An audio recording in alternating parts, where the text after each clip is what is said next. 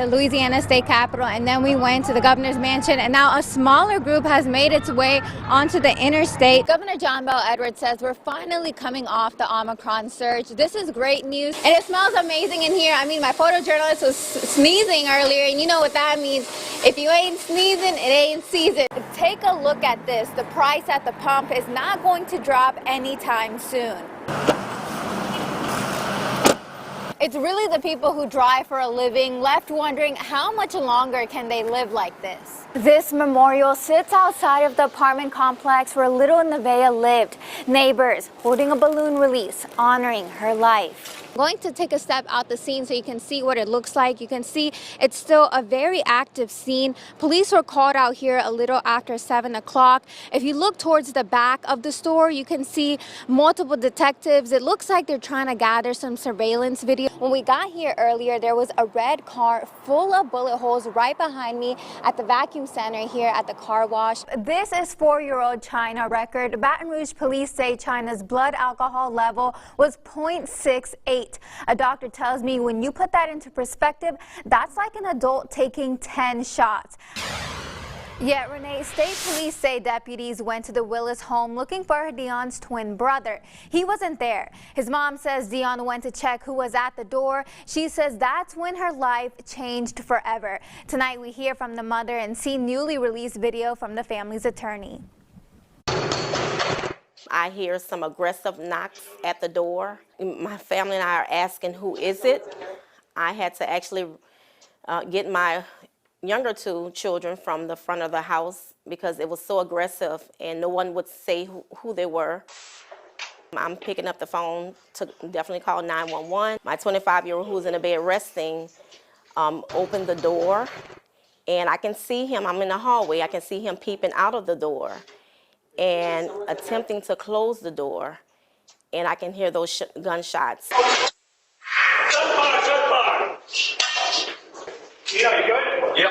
On January 8th, Baton Rouge Police Department and East Baton Rouge Sheriff's Office deputies were at the Springbrook apartment complex in an attempt to locate an alleged kidnapping suspect, Keon Willis.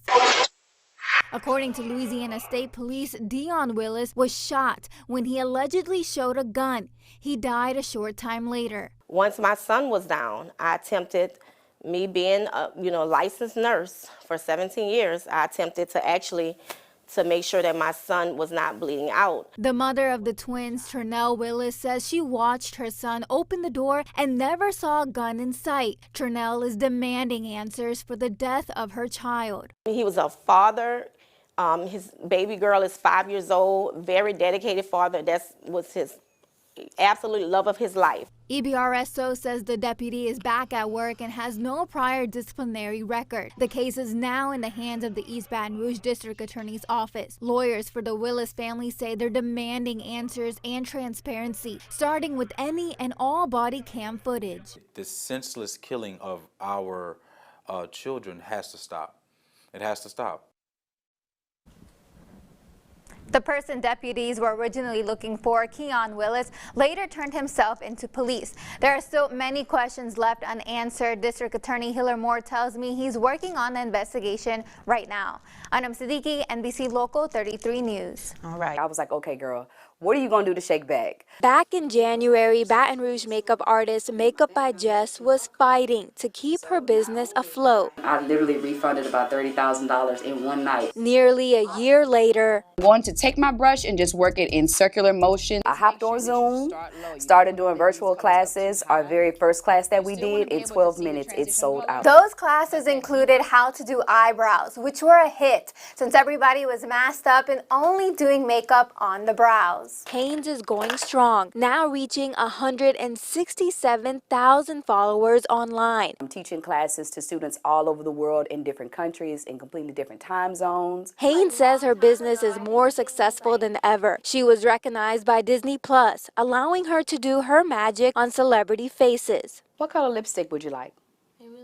Once COVID-19 restrictions began to ease off, Hanes realized she lost clients and is still feeling the effects of the pandemic. It's been hard to find makeup. A lot of stores have been sold out of products. According to a study by the Federal Reserve, around 80,000 small businesses were forced to close during the first year of the pandemic. I was prepared to never ever do makeup again, but thank God that was not the case. Haynes says she refused to have her business be just another statistic.